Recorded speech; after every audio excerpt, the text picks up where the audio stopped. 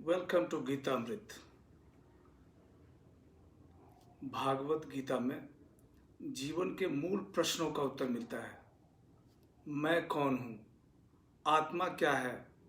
आत्मा का स्वरूप कैसा है?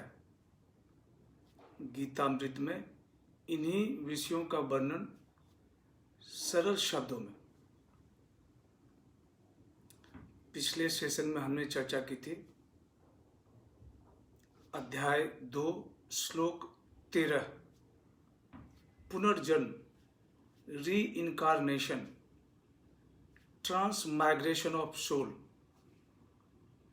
आज के चर्चा का विषय है अध्याय 2 श्लोक 14 और 15।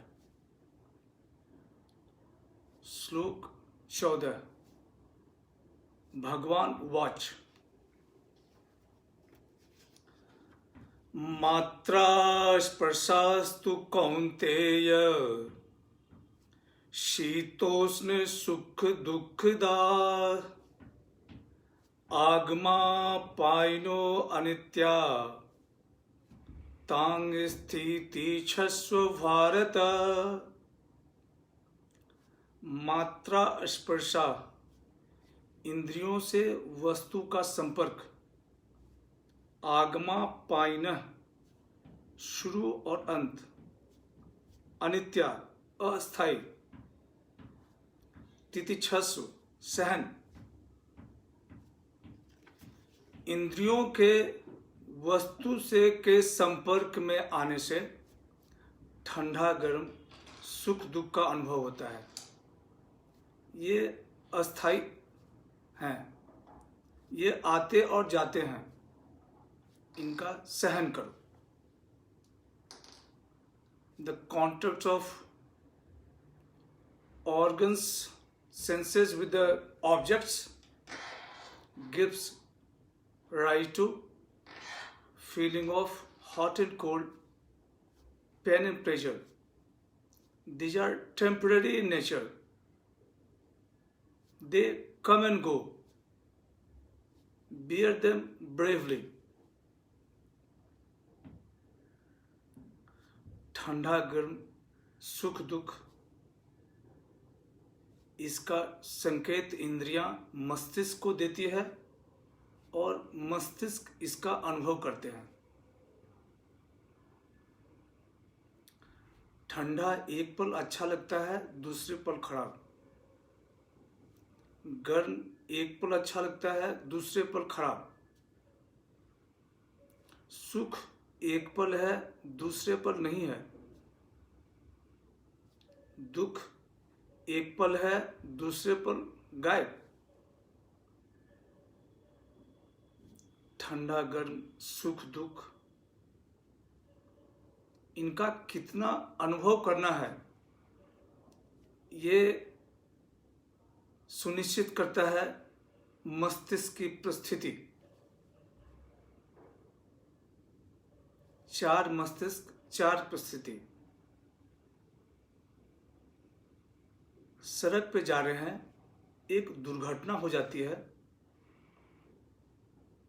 कुछ लोग सीधे अपना चले गए, दूसरे रुक जाते हैं और देख रहे हैं क्या हुआ। तीसरे आगे बढ़ के उसे सहारा देते हैं और चौथा उन्हें लेकर अस्पताल जाता है दुर्घटनाग्रस्त व्यक्ति को। तो चार मस्तिष्क की प्रतीति और चार प्रतिक्रिया।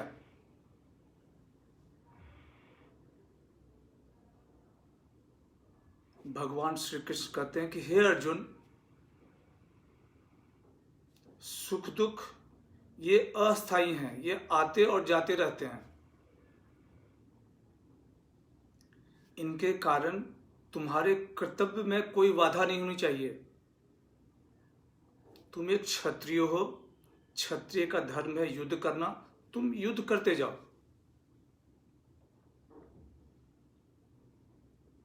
आज के परिवेश में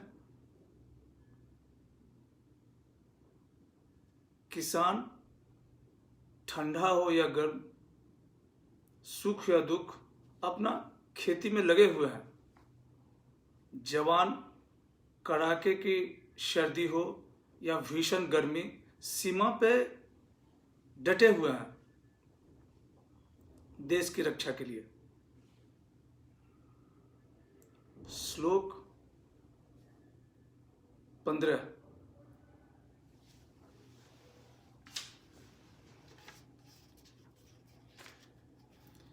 यहि न व्यथन्ते ते पुरुषम पुरुषर्षभ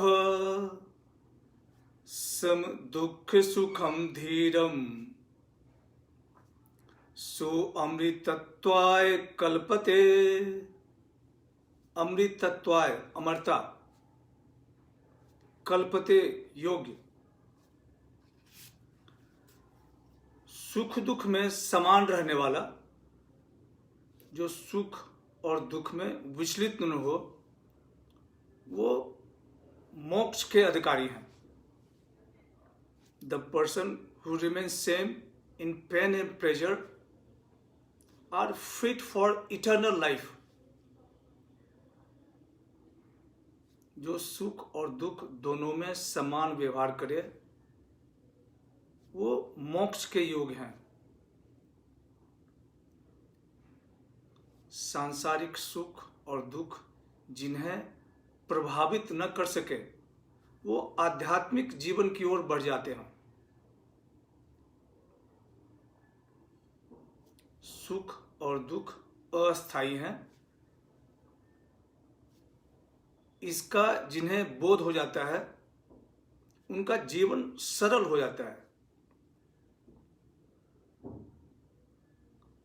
सुख और दुख से विचलित होकर अपने कर्तव्य से विमुख होना, ये अज्ञानता है।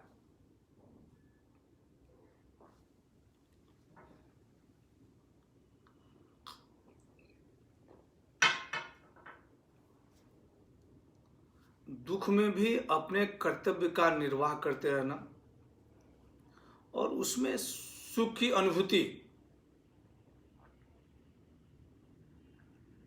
ये एक मापदंड है। ये पथ प्रदर्शक बन जाते हैं।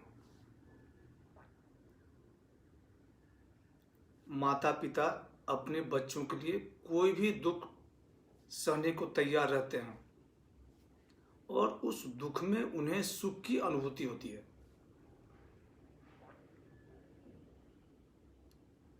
स्वतंत्रता सेनानी अपने देश के लिए कोई भी यातना सहने को तैयार रहते थे। उस यातना में वो सुख की अनुभूति उन्हें होती थी।